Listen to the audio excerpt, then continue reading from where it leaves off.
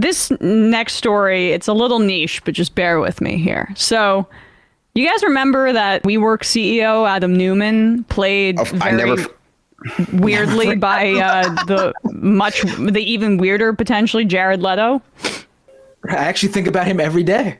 Okay, well... I think about him consistently too, yeah. You'll be excited to hear that he's back, and he has a new company, and it's called Flow.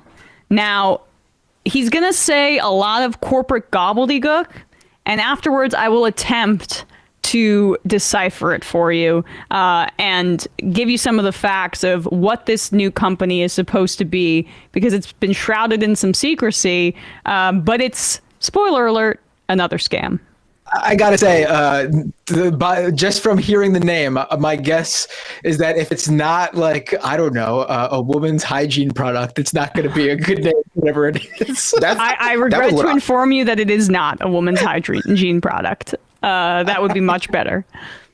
Number one, management company, branded technology first. Number two, real estate asset management, a company that can buy real estate and asset manage real estate.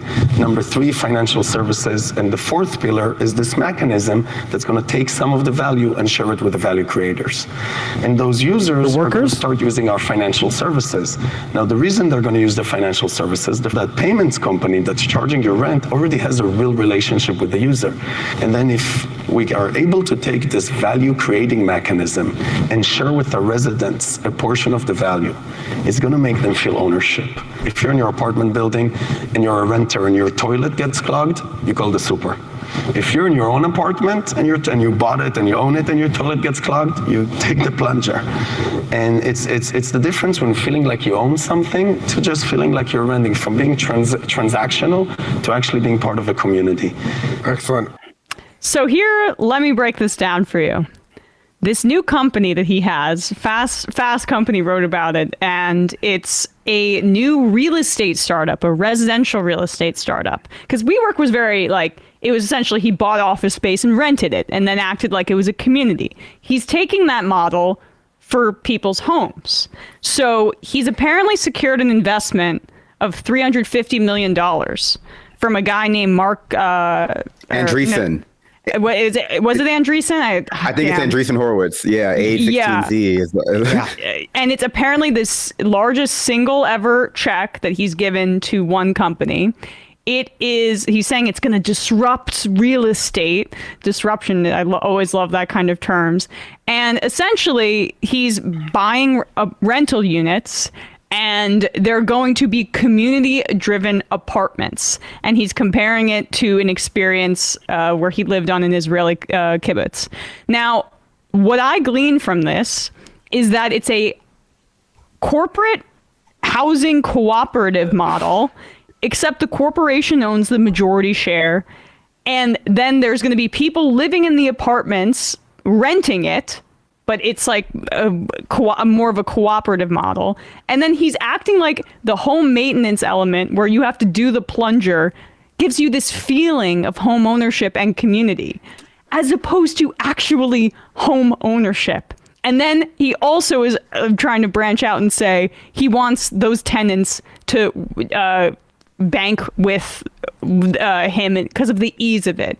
Like, I find the notion of selling the feeling of home ownership when you're not owning a home and you're just renting it, essentially, to be one of the most dystopian things I've heard in a little bit, in some time. And I hear a lot of crap on this show. Also, I got to say, as someone who clearly this guy is not rented, and as someone who's rented my entire life, I will say that I don't know, and who knows many renters, pretty much everyone I know. I don't know anyone who, when the toilet gets clogged, their first thought is not to just pick up a plunger and to go straight to calling maintenance or the super. Absolutely. Like, where is this guy talking about? That renters don't. You know what? He's thinking vendor. He's thinking of people who rent in really luxury buildings. Full service buildings, 24-hour doorman. Like, if I were to wait for the super to come to my apartment and unclog, like, he'd be there in it would maybe like a few days, right? Like, dude, you've got to do it yourself. That's not it. So I just say, it's not Adam Newman's fault. This is an entire class of people that should not exist. Like we should be leveling society to the point where like a person is not even allowed to like develop in this way. That you don't know anybody who doesn't rent or or if they do rent is at a place where it has a doorman and like a plumber on deck. Yeah. That should be for everybody, or it should be for no one. Also, what kind of dumps is this guy taking that this is a problem that right off the bat, like we need a blockchain to help clean my oh yes, there's that element too. The clogged. That was my go-to example. This is his go-to example. Like very weird. That's my question. I thought this was like a Web3 blockchain project, and I was Googling Flow on Google, and when you do, you get a bunch of things. You know, if you Google, you get like the women's ovulation app that doesn't have the W, Flow, and then which you probably, I think they track your data, so people say you shouldn't use that, but none of my business, right? Yeah. You know, there's another Web3 service I think called Flow that is separate from this, and then there's their thing. And when he was talking, a lot of it was like gibberish, you know, like the kind of like thing that you get used to when you listen to Adam Newman or any of the tech people speak, versus like a bunch of like garbled up buzzwords and jargon to make you forget like, what are you selling again? But like he makes it sound like there's going to be some sort of kickbacks for people living here in the form of like Web3, like some sort of token or some sort of like NFT project. I'm not quite sure how like what this has to do with like that. And if I remember WeWork correctly, that was a big issue with WeWork, where he was pretending it like it was like a tech company when it was just a real estate company. And this seems like this is that. And if I remember correctly, when I was first reading about this, what it really seemed like he was selling was like the real estate. You know, he's renting apartments, but then he's also doing like kind of just like property management, like high end service sort of thing, where it's like, you know, like he said, like you have this sort of concierge service that he picked up, but now it sounds like he's abandoned that, and now you have to like be your own concierge and pay for the privilege of it. Like it seems like a very like, well, you feel the community, but you're on point about the crypto thing, because he didn't explicitly mention it according to Fast Company's reporting on it, but it may in his mind involve blockchain and crypto, the value creating mechanism that he referenced.